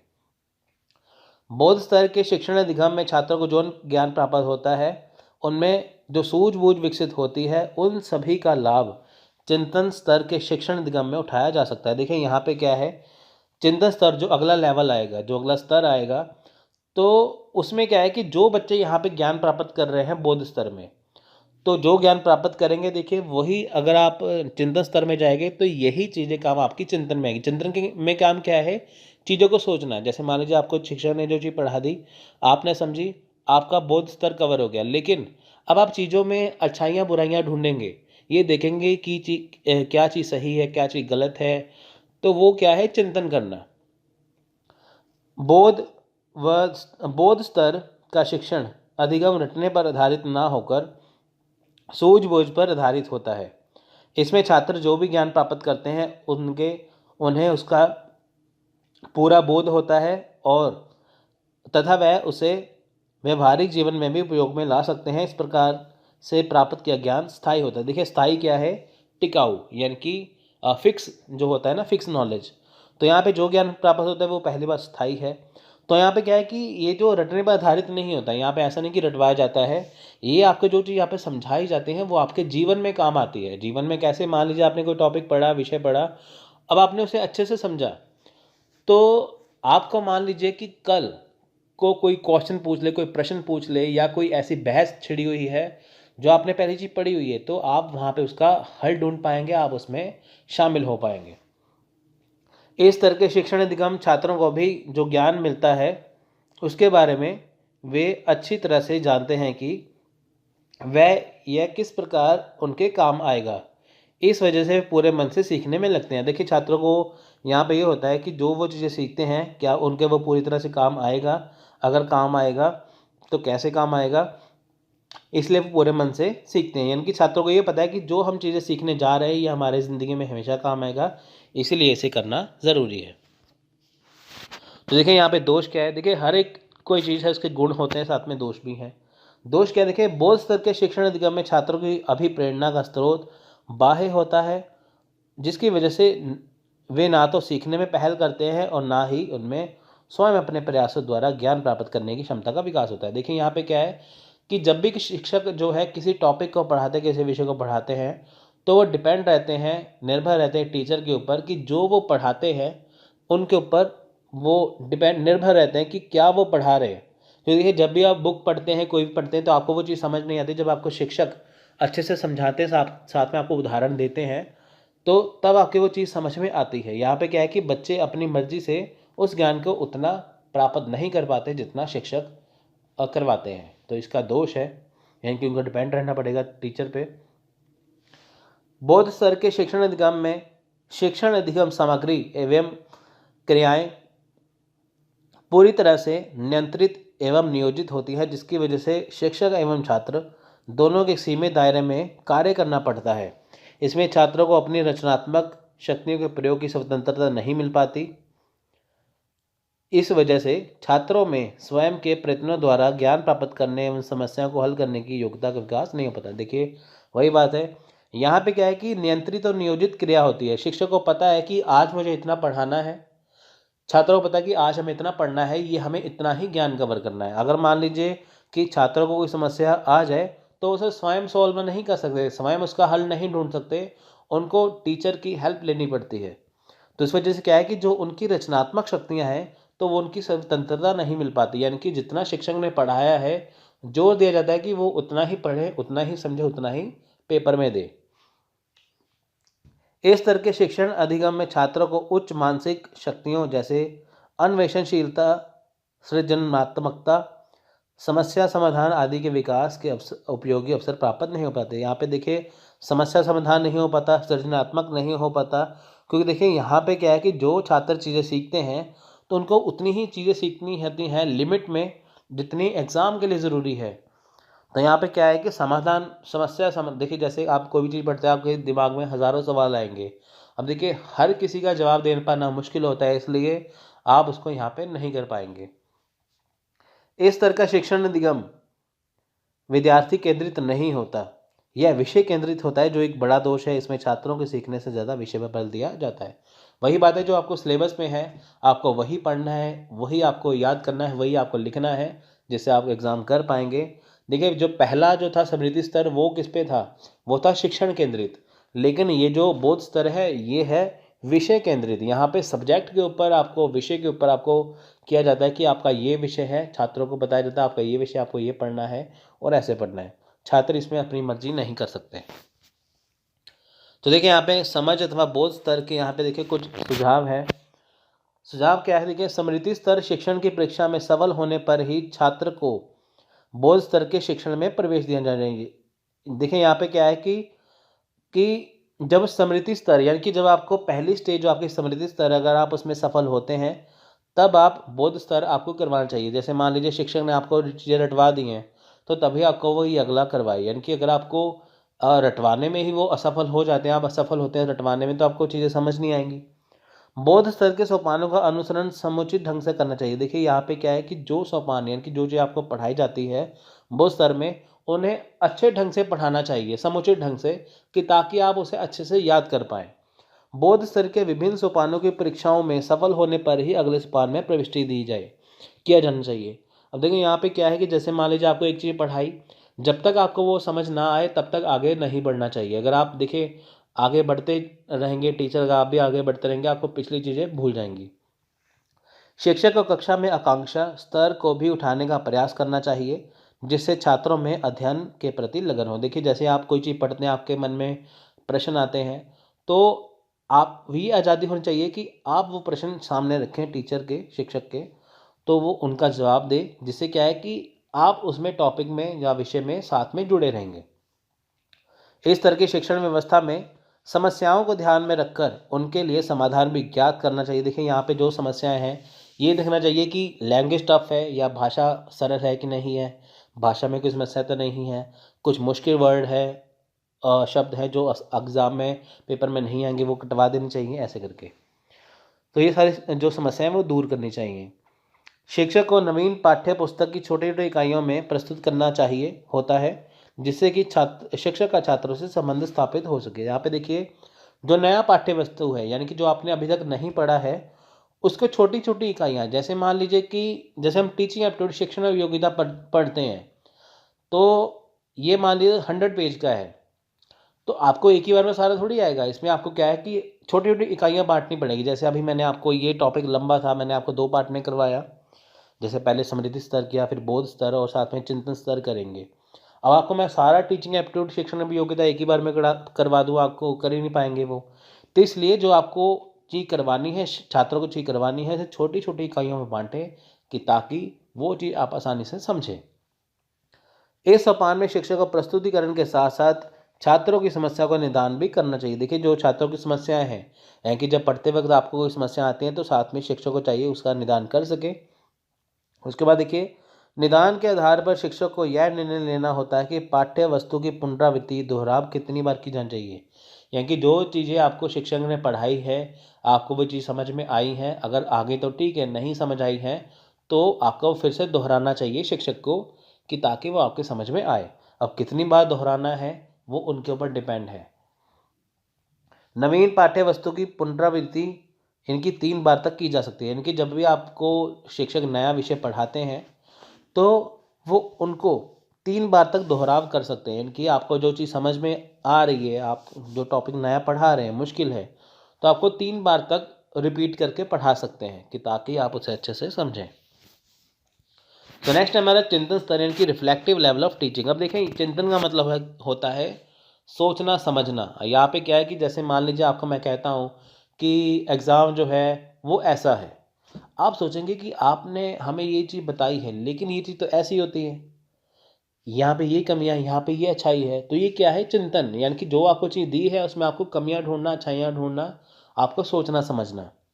पहले हमने मेमोरी लेवल में, स्मृति स्तर में किया, हमने चीज़ों को रटा, वो स्तर में समझा, लेकिन यहाँ पे क्या है? सोचना समझना है हमें। चिंतन में होता है सोचना। चिंतन स्तर बौद्धिक शक्तियों के उपयोग की दृष्टि से शिक्षण अधिगम का यह स्तर सबसे उच्च स्तर माना जाता है। यह चिंतन स्तर के शिक्षण में स्मृति और बोध स्तर दोनों ही स्तरों का शिक्षण शामिल है। चिंतन स्तर के शिक्षण के लिए आवश्यक है कि शिक्षण की व्यवस्था पहले सीमित तथा बोध स्तरों पर आवश्यक हो चुकी हो। तो देखिए, यहाँ पे सबसे बड़ी बात क्या है कि आपको अपनी दिमाग का, अपनी बुद्धि का इस्तेमाल करके चीज़ों को समझना है कि आपके लिए क्या ज़रूरी है, क्या चीज़ अच्छी है, क्या बुरी है, कितना है, वो आपको यहाँ पे समझना है। अगर आप कोई किताब पढ़ते हैं, अगर आपको उसके बारे में ज्ञान है, अगर आप वहाँ पे देखिए कुछ शब्द गलत लिखे हो, कुछ क्वेश्चन, प्रश्नों का उत्तर गलत लिखा हो, तो आप उसे फट से पहचान लेंगे कि हाँ, ये गलत है। क्यों? क्योंकि आपने उस विषय को अच्छे से पढ़ा हुआ है और आपने उसे समझा हुआ है। तो देखिए, यहाँ पे क्या है, चिंतन जो स्तर है, ये सिद्धांत दिया है हंट ने। जो ये स्थान हंट ने दिया है। पहला स्मृति स्तर दिया था सिद्धांत हर्बर्ट ने, दूसरा बोध स्तर दिया था यहाँ पे मॉरिसन ने, तीसरा किसने दिया है? हंट ने। अगर आपको मैं कह दूं कि स्मृति स्तर दिया था हंट ने, ये दिया था मॉरिसन ने, तो आप तो यही कहेंगे नहीं, ये गलत है, क्योंकि स्मृति स्तर हर्बर्ट ने दिया है, बोध स्तर उसने मॉरिसन ने दिया है, और चिंतन स्तर हंट ने दिया है। क्यों? क्योंकि आपने पहले पढ़ा हुआ है, आपने यहाँ पे सोचा समझा ना, चिंतन किया ना, तो वो क्या है? चिंतन स्तर। यानी कि जो भी चीज़ आप पढ़ते हैं उसको आप सोचते समझते हैं कि क्या वो सही है, क्या वो गलत है। तो देखिए, इस स्तर में छात्रों को अपनी मानसिक शक्तियों के विकास के पूर्व अवसर प्राप्त होते हैं तथा वे स्वतंत्र रूप से अपने चिंतन मनन की शक्तियों का प्रयोग करते हुए ज्ञान की प्राप्ति करते हैं। देखिए, यहाँ पे क्या करते हैं कि छात्र अपनी मानसिक शक्तियों का विकास करते हैं। यानी कि देखिए, जो छात्रों को जो चीज़ आती है, जैसे मान लीजिए आपको पहले कोई चीज़ आती है, आपने इस चीज़ को समझा हुआ है, तो अगर आप वही चीज़ फिर से पढ़ते हैं तो आप स्वतंत्र हो जाते हैं कि क्या आपने जो अभी नॉलेज ली है, अभी आपने जो ज्ञान प्राप्त किया है, जैसे फॉर एग्जांपल आपने ये पहले चिंतन स्तर पढ़ा होगा या लेवल ऑफ टीचिंग पढ़ा होगा, तो आप फिर से पढ़ रहे हैं, तो आप देखेंगे कि जो आपने पहले पढ़ा है, जो अब पढ़ रहे हैं, उसमें कितना फ़र्क है। क्या ये चीज़ सही है या वो चीज़ सही थी, या क्या चीज़ नहीं है, वो आप इसमें जान सकते हैं। मूल्यांकन के लिए देखिए, निबंध प्रकार के प्रश्न पूछे जा सकते हैं। देखिए, यहाँ पे क्या ऐसे टाइप क्वेश्चन है, जैसे मान लीजिए आपको टीचर ने क्लास में रटवा दिया, फिर आपको अंडरस्टैंडिंग समझा दिया, अब बारी है आपके समझने की। अब आपको वो कहते हैं कि ऐसा करिए, ये जो टॉपिक है आप इसको 150 शब्दों में या 200 शब्दों में लिखिए। तो आप क्या करते हैं कि जो आपको विषय पढ़ाया जाता है, तो आप उसे लिखना स्टार्ट करते हैं। ऐसे टाइप क्वेश्चन में पूरी नॉलेज आप उसमें झोंक देते हैं। तो उससे क्या है कि जो आपने सीखा है, आपने उसे समझा है, कितना समझा है, तो आप उसे लिखते हैं, तो आता है वो चिंतन स्तर में। इस सत्र में पहले छात्रों को विभिन्न नियमों, सिद्धांतों आदि की जानकारी प्रदान की जाती है। फिर उन्हें स्वतंत्र रूप से इस पर चिंतन करने एवं निष्कर्ष निकालने के लिए अवसर प्रदान किए जाते हैं। यहाँ की क्या है, यहाँ पे छात्रों को देखिए, यहाँ पे विभिन्न नियम, सिद्धांत आदि की जानकारी दी जाती है। यहाँ पे बताया जाता है कि आपको ये चीज़ें ऐसे करनी है, ये चीज़ें वैसे करनी है, ये आपके लिए इतना ज़रूरी है। तो उसको ध्यान में रखते हुए क्या है कि जो छात्र है उसे आसानी से समझते हैं। चिंतन स्तर पर छात्र केंद्रित दृष्टिकोण। देखिए, यहाँ पे क्या है, छात्र केंद्रित है। अब देखिए, पहला जो था समृद्धि स्तर, वो था शिक्षण केंद्रित, दूसरा था बोध स्तर, वो था विषय केंद्रित, लेकिन तीसरा क्या है, ये है छात्र केंद्रित। समृद्धि होगा शिक्षण, बोध हो गया विषय केंद्रित और चिंतन हो गया छात्र केंद्रित। तो इसमें क्या है कि जो छात्र हैं अब इन्होंने जो चीज़ समझ ली है वो अपनी आसानी से समझेंगे, अपने स्वतंत्र होकर समझेंगे तो उसे वो लिखेंगे। छात्र स्वयं इन विभिन्न नियमों, सिद्धांतों आदि की समीक्षा भी कर सकते हैं। वे अपनी मौलिक समस्याओं के समाधान भी में भी इनका प्रयोग कर सकते हैं। देखिए जैसे छात्रों को पढ़ने में कोई दिक्कत आती है, कोई समस्या आती है, तो इसमें वो अपनी समस्या का समाधान भी ढूंढ सकते हैं। इसमें शिक्षण विद्यार्थियों के सामने ऐसी समस्या उत्पन्न करता है जिससे विद्यार्थियों में इतना मानसिक तनाव पैदा हो जाता है कि वे स्वयं प्रेरित हो जाए और सक्रिय होकर समस्या को सुलझाने के लिए अपनी उपकल्पना बनाकर उसका परीक्षण करना आरंभ कर देते हैं। यहाँ पे देखिए विद्यार्थियों के सामने बहुत सारी समस्या उत्पन्न कर देते हैं शिक्षक, है ना। आपको वो ट्रिकी क्वेश्चन, जैसे आप मान लीजिए एग्जाम में आपने पूरा पढ़ लिया पेपर 1, अब आपको एग्जाम में क्वेश्चन एक डाला जाता है जिसमें स्टेटमेंट वाले क्वेश्चन होते हैं, तो उसमें आपको 4-5 क्वेश्चन का मिक्सचर होता है उसके अंदर। जैसे मान लीजिए आपने क्वेश्चन पढ़ लिया, अब आपको वहाँ पे स्टेटमेंट वाले क्वेश्चन आएंगे कि ताकि बच्चे कन्फ्यूज हो जाए, ये जान पाएँ कि बच्चों ने कितना अच्छे से किया है। तो फिर आपके दिमाग में क्या है, मानसिक तनाव पैदा होता है, तो आप सोचते हैं कि ये चीज़ ऐसे थी, ये चीज़ वैसे थी। स्टेटमेंट वाले क्वेश्चन हमेशा ही फंसते हैं। तो जब आप वो उसको दिमाग लगाते हैं बार बार, तो आप अपने हिसाब से उसका आंसर देते हैं। तो इससे क्या है कि जो आपने सीखा है वो आपने अच्छे से उसे किया। अंत में एक समय ऐसा आता है कि समस्या सुलझ जाती है। चिंतन स्तर का शिक्षण विद्यार्थियों के बौद्धिक व्यवहार को विकसित करने के अवसर प्रदान करते हुए उनमें सृजनात्मक क्षमताएं विकसित करने में सहयोग प्रदान करता है। देखिए यहाँ पे क्या है, समस्या अंत में सुलझ जाती है, यानी कि जो आपको चीज़ नहीं आती वो आपको चीज़ आ जाती हैं। इससे क्या है कि जो आपका बौद्धिक व्यवहार है, इनकी जो सोचने समझने की जो आपकी शक्ति है उसमें काफ़ी विकास होता है, जिससे आप चीज़ों को आसानी से कर पाते हैं। तो देखिए यहाँ पे शिक्षक का प्रयास होता है कि वह प्रभावी शिक्षा प्रदान करके छात्रों को नए प्रकार का ज्ञान प्रदान करे एवं उनके व्यवहार एवं व्यक्तित्व में सुधार लाए। इस प्रकार कहा जा सकता है कि शिक्षा एवं अधिगम दोनों के एक ही उद्देश्य हैं। आप देखिए यहाँ पे क्या है कि शिक्षक का प्रयास क्या है कि वह प्रभावी शिक्षा दे, यानी कि प्रभावी शिक्षा मतलब कि जो वो आपको समझा रहा है शिक्षक, वो बच्चों को पहली ही बार में समझ आ जाए, बच्चों को पहली ही बार में सारी चीज़ें आ जाए और इतनी आसान चीज़ें समझ में आए कि बच्चों को कहीं और जाने की जरूरत ना पड़े। तो जो भी आपको चीज़ें समझाई जाती हैं कि आपको चाहे पहले चीज़ मुश्किल लगती है, लेकिन शिक्षक का काम क्या है, आपको चीज़ें आसान करके बताना कि ताकि आपका जो व्यवहार और व्यक्तित्व सुधार हो सके, आप में कॉन्फिडेंस आ सके। तो यहाँ पे क्या है कि शिक्षक का भी एक ही उद्देश्य है, अधिगम का भी एक ही उद्देश्य है। शिक्षक का काम है आपको अच्छे से समझाना और बच्चों का काम क्या है, छात्रों का, कि अच्छे से चीज़ों को समझना। अब प्रश्न यह उठता है कि कक्षा में चल रहे इस प्रकार का शिक्षण स्तर क्या होना चाहिए। देखिए यहाँ पे क्या है कि किसी भी कक्षा में जो शिक्षण का स्तर है वो किस प्रकार होना चाहिए। देखिए जैसे ये आप ये वीडियो देख रहे हैं, मैं आपको कहता हूँ कि इसका स्तर इतना ऊंचा है कि आपको कोई भी बुक पढ़ने की जरूरत नहीं है। अगर आपके पास वर्ल्ड बेस्ट बुक भी आप उसे भी सामने रख लीजिए, ऐसे नोट्स आपको मिलेंगे नहीं, है ना। तो इसका स्तर क्या है, बहुत ऊंचा हो गया। समझाने का तरीका भी काफ़ी सरल हो गया, जिसे आप आसानी से कर पाते हैं। यह कई कारकों पर निर्भर करता है, जैसे कि शिक्षण की योग्यता, अधिगम अनुभव की प्रकृति, शिक्षण अधिगम वातावरण एवं परिस्थितियाँ, शिक्षण के उद्देश्य एवं लक्ष्य इत्यादि। यानी कि देखिए यहाँ पे क्या है कि शिक्षण का स्तर क्या है, कार्य का स्तर क्या है, इनकी शिक्षक आपको किस लेवल पे, शिक्षक क्या स्कूल में पढ़ा रहे हैं, क्या कॉलेज में पढ़ा रहे हैं, यूनिवर्सिटी में पढ़ा रहे हैं, पीएचडी वाले बच्चों को पढ़ा रहे हैं, कहाँ पे पढ़ा रहे हैं। शिक्षण की योग्यता डिपेंड करेगी। अगर देखिए 12th पास है, वो स्कूल में केजी के बच्चों को पढ़ाते हैं, है ना। अगर वो पीएचडी कर रहे हैं तो वो यूनिवर्सिटी में पढ़ाते हैं। तो ये स्तर यहाँ से जाना जाता है। अधिगम अनुभव यानी कि जो स्टूडेंट हैं वो कैसे हैं, उनको कितना आता है। जैसे अब देखिए बहुत सारे स्टूडेंट ऐसे हैं जो यूजी नेट का एग्ज़ाम पहले दे चुके हैं, वो भी वीडियो देख रहे हैं। बहुत सारे स्टूडेंट ऐसे हैं जो पहली बार एग्ज़ाम देंगे, वो भी वीडियो देख रहे हैं। तो इसका स्तर किस प्रकार होना चाहिए वो यहाँ पे देखा जाता है। शिक्षण का उद्देश्य विद्यार्थियों को सीखने के व्यवहारों में वांछित परिवर्तन लाना है तथा उनके सीखने के लिए प्रेरित करना है। विभिन्न स्तरों पर विभिन्न शैक्षिक उद्देश्यों की प्राप्ति के लिए विषय वस्तु को बढ़ाया जाता है। देखिए यहाँ पे क्या है कि जो सीखने के जो व्यवहार है उसमें वांछित परिवर्तन लेके आना, सीखने के लिए प्रेरित करना, विभिन्न स्तरों पर किस विषय वस्तु को बढ़ाना, ये सारी चीज़ें इसमें आती हैं। तो देखिए यहाँ पे चिंतन स्तर पर शिक्षण अधिगम का आयोजन, देखें यहाँ पे क्या है कि मुख्य उद्देश्य क्या है। पहली बात, चिंतन स्तर पर इस स्तर के शिक्षण अधिगम का उद्देश्य छात्रों को ज्ञान प्रदान करने के साथ ही स्वतंत्र चिंतन मनन के अवसर प्रदान करना भी होता है। इसका प्रयास होता है कि छात्र विभिन्न समस्याओं को स्वयं समझने का हल ढूंढने का प्रयास करें। देखिए, स्मृति स्तर में आपको शिक्षक ने पढ़ाया, बोध स्तर में आपको समझाया, पहले आपको पढ़ाया, रटवाया, फिर आपको समझाया। बारी आती है आपको खुद अपनी समस्या का हल ढूंढना। मुख्य उद्देश्य क्या है कि जो आपने चीज़ें समझी हैं उसको आप चिंतन मनन करें। चिंतन मनन होता है कि आपने जो टॉपिक समझा है आप उसे जानें, ये आपको समझ में कितना आया, आपने उसे कितना अच्छे से समझा, इसमें क्या अच्छाई है, क्या बुराई है, कितना ज़रूरी है, कौन सी समस्याएं हैं, वो आपको सब कुछ अपनी तरफ से सुलझानी पड़ती हैं। शिक्षक की भूमिका, देखिए चिंतन स्तर के शिक्षण अधिगम में को सफल बनाने के लिए शिक्षण की महत्वपूर्ण भूमिका होती है, तथा उसका उत्तरदायित्व भी काफ़ी बढ़ जाता है।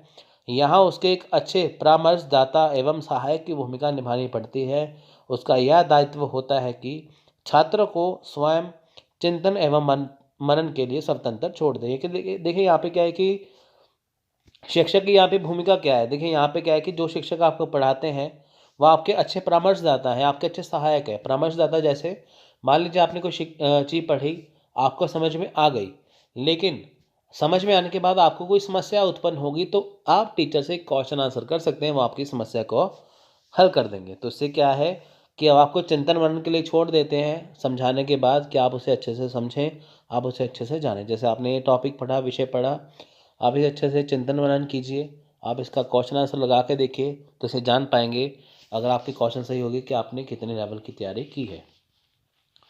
वस्तु की प्रकृति एवं उसका प्रस्तुतिकरण, देखिए यहाँ पे क्या है कि इस स्तर के शिक्षण अधिगम में विषय वस्तु पहले से नियोजित, निर्धारित या व्यवस्था नहीं होती, बल्कि यह परिस्थिति जन्य होती है। देखिए यहाँ पे क्या है कि जो चीज़ें पढ़ाई जाती है, जैसे मान लीजिए आपको कोई विषय पढ़ाया जाता है, तो यहाँ पे पहले से नियोजित नहीं होती। यहाँ पे ऐसा नहीं होता कि पहले आपको ये चीज़ पढ़ा रही है। यहाँ पे क्या है कि परिस्थिति के अकॉर्डिंग यहाँ पे टीचर आपको उदाहरण देते हैं, शिक्षक आपको उदाहरण देते हैं। छात्रों के सामने एक विशेष प्रकार की स्थिति या परिस्थिति लाई जाती है तथा उनसे कहा जाता है कि इस परिस्थिति में यदि किस प्रकार की समस्या उत्पन्न होगी तो उसका समाधान कैसे करेंगे। जैसे मान लीजिए आप यूजी नेट की तैयारी कर रहे हैं, शिक्षक आपको पढ़ा रहे हैं, तो आपको वो क्वेश्चन डाल देंगे कि मान लीजिए कि आप एग्ज़ाम में तैयारी कर रहे हैं, आप एग्ज़ाम देने जा रहे हैं, तो आपके सामने ये क्वेश्चन आए तो आप इसका हल कैसे करेंगे। आपके सामने एक प्रश्न रखा जाता है तो आपको उसका उसी टाइम उसका आंसर ढूंढना पड़ता है। तो ये क्या है कि उसका प्रस्तुतिकरण, तो उससे आपको पता चल जाता है कि एग्ज़ाम का लेवल है क्या। छात्र की भूमिका, देखिए इस स्तर का शिक्षण अधिगम पूरी तरह से छात्र केंद्रित होता है। इसमें बाह्य अभिप्रेरणा के स्थान पर आंतरिक अभिप्रेरणा पर बल दिया जाता है। चिंतन स्तर के शिक्षण अधिगम में ऐसी विधियों को अपनाने पर बल दिया जाता है जिनसे छात्रों को स्वयं अपने प्रयत्नों द्वारा ज्ञान प्राप्ति की ओर लगाया जा सके। इस स्तर के शिक्षण अधिगम में कक्षा के वातावरण को ऐसा बनाने का प्रयास किया जाता है कि चिंतन, सृजनात्मक तथा समस्या समाधान जैसी क्षमताओं का विकास हो सके। तो देखिए यहाँ पे क्या है कि छात्र की भूमिका क्या है, ये पूरी तरह छात्र केंद्रित है। यहाँ पे क्या है कि यहाँ पे ऐसा नहीं है कि आपको भारी तौर पे कितना आता है। भारी तौर मतलब कि जैसे आपने मान लीजिए कि आपने एमए कर लिया, आपने पोस्ट ग्रेजुएशन कर लिया, अब आप सभी जगह सर्टिफिकेट लेके थोड़ी घूमेंगे, है ना। तो आपको चीज़ें दिमाग के अंदर आनी चाहिए। कोई आपसे ये नहीं दिखेगा कि आपके कितने मार्क्स आए हैं, आपने टॉप किया है कि नहीं, लेकिन आपको कितना चीज़ को आता है दिमाग में, वो यहाँ पे देखा जाता है। तो यहाँ पे क्या है कि आपका आंतरिक अभिप्रेरणा, आपको अंदर से कितना आता है ना। तो ऐसी विधियाँ अपनाना कि ताकि आप अंदर से कितना आपको आता है, आप उसे कैसे समझते हैं, वो सारी चीज़ें इसमें आती हैं। यानी कि छात्र को इसमें देखना होता है कि जो मैंने पढ़ा है वो कितना अच्छे से पढ़ा है, क्या क्या कमी है, क्या क्या चीज़ें उसमें है। चिंतन स्तर के शिक्षण, देखिए यहाँ पे क्या है कि ये अधिगम में परीक्षण या मूल्यांकन की विशेष प्रणाली को अपनाया जाता है। इसमें छात्र की ज्ञान प्राप्ति के स्तर के साथ ही उसकी चिंतन एवं सृजनात्मक क्षमता का भी आंकलन किया जाता है। तो यहाँ पे देखिए, यहाँ पे आंकलन कैसे किया जाता है, यानी कि देखिए यहाँ पे मूल्यांकन की विशेष प्रणाली है। यानी कि देखिए जब भी शिक्षक छात्र को पढ़ाते हैं तो यहाँ पे ये भी देखा जाता है कि छात्रों को आया कितना है। तो वो कैसे देखेंगे, मान लीजिए शिक्षक ने आपको पढ़ा दिया, फिर आपको वो कहेंगे 150 शब्दों में, 200 शब्दों में लिखिए। अगर आपने वो सेम टॉपिक अच्छे से लिख दिया तो आपको आ गया, अगर आपने वो नहीं लिखा यानी कि आपको नहीं आया। तो देखिए यहाँ पे क्या है इसके गुण और दोष। पहले बात करेंगे गुण की। तो देखिए इस स्तर का शिक्षण अधिगम कार्य सर्वाधिक विचार युक्त होता है। ये काफ़ी उच्च स्तर के मानसिक धरातल पर संपन्न होता है। यह छात्रों के मानसिक स्तर का विकास है। यहाँ पे देखिए मानसिक स्तर का विकास है। यहाँ पे क्या है कि आपको विचार देने होते हैं, विचार आपको करने पड़ते हैं। जो आपने चीज़ समझी है आपको वो देखना पड़ता है कि आपने उसे कितना अच्छे से समझा, तो आपको इसमें अपने विचार भी डालने होते हैं। चिंतन स्तर का शिक्षण अधिगम के वातावरण को सरल, सजीव, सक्रिय तथा प्रेरणादायक बनाया जाता है। तो देखें यहाँ पे क्या है कि जो वातावरण वो सरल है, यानी कि जो आप चीज़ें पढ़ते हैं क्लास में, कक्षा में, वो बिल्कुल सरल हो, शोर शराबा ना हो, सजीव हो यानी कि सभी जीते जागते वहाँ पे हो, एक्टिव हो, सक्रिय हो, ठीक है, प्रेरणादायक हो यानी कि जो भी आप चीज़ पढ़ते हैं, जैसे आप मान लीजिए ये टॉपिक पढ़ते हैं, अब अगर आपको देखिए आप ऐसे अच्छे से करेंगे तो डेफिनेटली एग्जाम में एक दो प्रश्न इसमें से आते हैं, तो आपको प्रेरणादायक होगा कि हाँ आप इसे अच्छे से कर सकते हैं। अगर एग्जाम में क्वेश्चन आ जाए तो आप लेवल ऑफ टीचिंग का कोई भी क्वेश्चन आसानी से हल कर सकते हैं।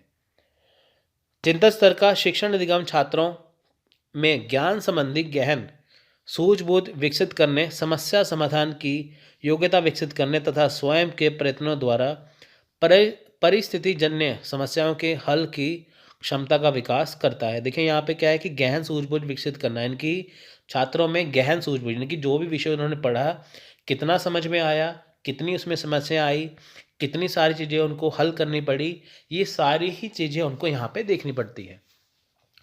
चिंतन स्तर का शिक्षण अधिगम विद्यालय के सभी विषयों तथा सभी प्रकार के विषय वस्तुओं के लिए उपयोगी तथा उपयुक्त तथा उपयोगी सिद्ध हो सकता है। देखिए यहाँ पे विद्यालय में देखिए जितने भी विषय हैं, जितने भी विषय वस्तु हैं, वो आपके लिए उपयोगी है। जैसे मान लीजिए आपको मैथ्स नहीं आता, आपको उसमें ट्रिक्स बता दिया, आपको वो आ गया। हिस्ट्री नहीं आती, ट्रिक्स बता दिया, आ गई। सरल करके चीज़ें आपको यहाँ पे बता दी। अब दोस्त देखें यहाँ पे क्या है। पहला है, चूंकि चिंतन का शिक्षण अधिगम उच्च मानसिक धरातल के स्तर पर संपन्न होता है, अतः यह छोटे बालकों के लिए उपयुक्त होता है। देखो यहाँ पे क्या है कि मानसिक स्तर बहुत मतलब मानसिक के धरातल पर संपन्न होता है। इनकी देखें यहाँ पे क्या है कि जो भी आपको चीज़ समझाई जाती हैं वो आपको अच्छे से समझाई जाती है, तो ये छोटे बालकों के लिए है। इनकी जो आप चीज़ें समझते हैं वो उसे अच्छे से आप समझते हैं, ठीक है। जो आपका मानसिक धरातल है उसमें आपको देखना पड़ता है कि आपका लेवल कितना है, तो उस प्रकार के ये होता है। तो देखिए इस प्रकार इस तरह के शिक्षण अधिगम से शिक्षक के अतिरिक्त बोझ पड़ता है। इसका कारण यह है कि इसमें शिक्षक के शिक्षण के अपेक्षाएं काफ़ी बढ़ जाती हैं। वह छात्रों के ज्ञान प्रदान करने के साथ साथ कई अन्य प्रकार के उत्तरदायित्व का भी निर्वहन करता है। देखिए यहाँ पे क्या है कि शिक्षक के ऊपर अतिरिक्त बोझ पड़ता है। अतिरिक्त बोझ क्या है कि वो आपकी चीज़ों को आपको पढ़ाएंगे, पढ़ाने के साथ क्या है कि फिर आपसे वो उसका टेस्ट लेंगे, आपको जानेंगे कि आपने कितनी चीज़ें आई। वो आपसे देखिए, आपको मान लीजिए वो चीज़ अच्छे से समझा दें, तो उनको ये होता है कि जो उन्होंने पढ़ा है कि बच्चे उसे अच्छे से समझ पा रहे हैं कि नहीं। अपेक्षाएं देखिए काफ़ी बढ़ती हैं। अपेक्षाएं बढ़ने का मतलब क्या है, उनको ये होता है कि जो उन्होंने बच्चों को पढ़ाया है तो बच्चे ने उन्हें अच्छे से पढ़ा है कि नहीं। अगर नहीं पढ़ा है तो देखिए, मैं जैसे मान लीजिए आपको मैंने टॉपिक पढ़ाया, अगर आपको इसमें अच्छे से समझ में आया तो मैं मानूंगा कि मेरा जो पढ़ाना सफल हो गया। लेकिन अगर आप अच्छे से नहीं पढ़ेंगे तो इससे क्या होगा कि मुझे लगेगा कि हाँ मेरी मेहनत बेकार गई। तो ऐसा ही शिक्षक को लगता है। चिंतन स्तर का शिक्षण अधिगम सभी विषयों के अध्ययन के लिए उपयोगी सिद्ध नहीं हो सकता। इसका उपयोग केवल उन विषयों तक ही सीमित रहता है जिनमें समस्या समाधान विधि खोज तथा खोज विधि द्वारा ज्ञान प्राप्त करना संभव है। देखिए जैसे साइंस है, विज्ञान, और गणित है यानी कि मैथ्स। तो देखिए यहाँ पे क्या है कि इसका प्रयोग सिर्फ वहाँ हर विषय पे ये लागू नहीं हो सकता। जैसे मान लीजिए कि आपने मैथ्स के क्वेश्चन सॉल्व कर लिया, आपने अच्छे से फॉर्मूला लगा के विज्ञान का सॉल्व कर लिया, लेकिन अब देखिए आप उसे फॉर्मूले को करेंगे, लेकिन ऐसा नहीं कि सभी जगह पे ये लागू होगा। बहुत सारे विषय ऐसे हैं जिस पे लागू नहीं होता है ना, तो वो चीज़ें आपको करनी पड़ती हैं। चिंतन स्तर के शिक्षण अधिगम में छात्रों को अपने ढंग से ज्ञान अर्जित करने एवं आगे बढ़ने की पूरी स्वतंत्रता होती है, जिससे वे उनका उचित लाभ उठा सकते और अपने लक्ष्य से भटक सकते हैं। देखिए यहाँ पे क्या है कि वो अपने ढंग से ज्ञान अर्जित करते हैं। जैसे मान लीजिए बुक में कुछ और लिखा है, छात्रों ने समझा, लेकिन उन्होंने अपनी लैंग्वेज में लिखा। जब वो एग्ज़ाम देने गए अपनी लैंग्वेज से लिखा तो वहाँ पे उनके क्वेश्चन गलत हो गए, आंसर गलत हो गए। तो वो अपने लक्ष्य से भटकेंगे। जैसे आपने आईएएस बनना है, टीचर बनना है, अगर आप देखिए अपनी तरफ से ही सब कुछ लिखते जाएंगे, बुक्स को फॉलो नहीं करेंगे, टीचर की बातों को फॉलो नहीं करेंगे, तो आप अपने लक्ष्य की प्राप्ति नहीं कर सकते। तो देखिए यहाँ पे सुझाव क्या है, चिंतन स्तर के शिक्षण के लिए सुझाव देखें। चिंतन स्तर में शिक्षक अपने छात्रों में चिंतन, तर्क तथा कल्पना शक्ति को बढ़ाता है, ताकि छात्र दोनों के माध्यम से अपनी समस्या का समाधान कर सके। देखिए यहाँ पे क्या है कि छात्रों में चिंतन तर्क यानी कि कल्पना, छात्र ये समझें कि क्या सही है क्या गलत है, वो तर्क ले सकें, वो कल्पना कर सकें, कि ताकि जो चीज़ उन्होंने समझी है वो उसे आसानी से समझते हैं, और क्या उसमें सही गलत है, क्या उन्होंने अच्छे से समझा है, ये उनको देखना है। चिंतन स्तर पर शिक्षण समस्या केंद्रित होता है। देखिए यहाँ पे क्या है कि समस्या केंद्रित क्या है कि अगर मान लीजिए कि शिक्षक ने जो बच्चों को पढ़ाया बच्चों को समझ में नहीं आया, तो वो अपनी तरह से समस्या को सुलझाते तो हैं, लेकिन साथ में शिक्षक की भी मदद ले सके, ये भी होना चाहिए। इस तरह में अध्यापक बच्चों के सामने समस्या उत्पन्न करता है और बच्चों को उस पर स्वतंत्र चिंतन करने का समय देता है। देखिए यहाँ पे क्या है कि बच्चों के सामने समस्या उत्पन्न करना और साथ में उनको समय देना, कि ताकि वो उसका हल ढूंढ सके। तो इससे क्या है कि बच्चे आसानी से समझेंगे और बाद में अपने टीचर से वो कनेक्ट कर पाएंगे, उनसे समस्या का हल भी ले पाएंगे। इस तरह के शिक्षण में विद्यार्थी अपने शिक्षण की खूब आलोचना कर सकते हैं, शिक्षक की आलोचना कर सकते हैं। देखिए यहाँ पे क्या है कि सुझाव, देखें सुझाव में हम देखेंगे कि जैसे मान लीजिए शिक्षण में विद्यार्थियों ने अच्छे से समझा, शिक्षक ने अपनी तरफ से बहुत अच्छे से समझाया, लेकिन बच्चों को समझ में नहीं आया, क्लास में सिर्फ किसी बच्चों को समझ नहीं आया, तो यहाँ पे आलोचना कर सकते हैं किस में, ऋणात्मक यानी कि पॉजिटिव वे में, कि उनका पढ़ाने का ढंग अच्छा नहीं लगा, उनको फिर से पढ़ाना चाहिए। तो यहाँ पे क्या करेंगे, शिक्षक का ड्यूटी बनता है, शिक्षक का यह फर्ज बनता है कि वो बच्चों को फिर से पढ़ाएं। इस प्रकार के शिक्षण में केवल सामूहिक वाद विवाद को ही प्रभावशाली माना जाता है। प्रभावशाली क्या है, देखिए वाद विवाद क्या है कि जैसे क्लास में 10 बच्चों ने अच्छे से समझा और उनका आपस में कंपटीशन करवाया, तो उस बच्चे ने उस टॉपिक के ऊपर हर एक ने अपना अलग अलग विचार दिए। तो इससे क्या है कि सभी बच्चे एक दूसरे के विचारों को समझेंगे, तो उनको नए ज्ञान की प्राप्ति होगी। तो संक्षेप में हम बात करेंगे यहाँ पे कि जो स्मृति स्तर है वो क्या होता है, उसके बाद देखिए जो हमारा समझ का स्तर है या चिंतन स्तर है वो क्या है। देखिए आपने समझा है कि जो स्मृति स्तर होता है उसमें हमें सिर्फ रट्टा बजवाया जाता है। अभी हमने यही पढ़ा ना कि स्मृति स्तर में हमें सिर्फ छोटी छोटी चीज़ें सिखाई जाती है, सिर्फ रट्टा बजवाना सिखाया जाता है। वो चीज़ें हमें एज इट इज़ ऐसे ही सिखाई जाती हैं। समझ के स्तर में यानी कि अंडरस्टैंडिंग लेवल में क्या होता है कि हम चीज़ों को समझते हैं। जैसे मान लीजिए कि कोई छोटा बच्चा है, केजी क्लास में है, नर्सरी में है, तो वो स्मृति स्तर है, उसको छोटे तौर पे सिखाएंगे, रट्टा बजवाएंगे। उसके बाद देखिए जब वो बड़ी क्लास में जाते हैं तो उन्हें समझाया जाता है, चीज़ों को समझाया जाता है। तो साथ में जो चिंतन स्तर होता है उसमें क्या होता है कि आप चीज़ों को गहराई से समझते हैं और आप अपने तरीके से चीज़ें भी ऐड करते हैं, है ना। तो अभी आप क्या है, अभी आप चिंतन स्तर पे है, आपने जो चीज़ पढ़ ली है उसमें आप देखेंगे कि क्या चीज़ कमी रह गई है, क्या होना चाहिए क्या नहीं होना चाहिए, सब कुछ उसमें ऐड होता है। तो स्मृति स्तर रटा, उसके बाद देखिए जो समझ स्तर अंडरस्टैंडिंग लेवल, समझना, चिंतन में क्या है, गहराई से चीज़ को समझना होता है। तो ये था आज का लेक्चर, आई होप आपको समझ में आया होगा। सो मिलते हैं अगली वीडियो में, तब तक के लिए जय Hind and thanks for watching.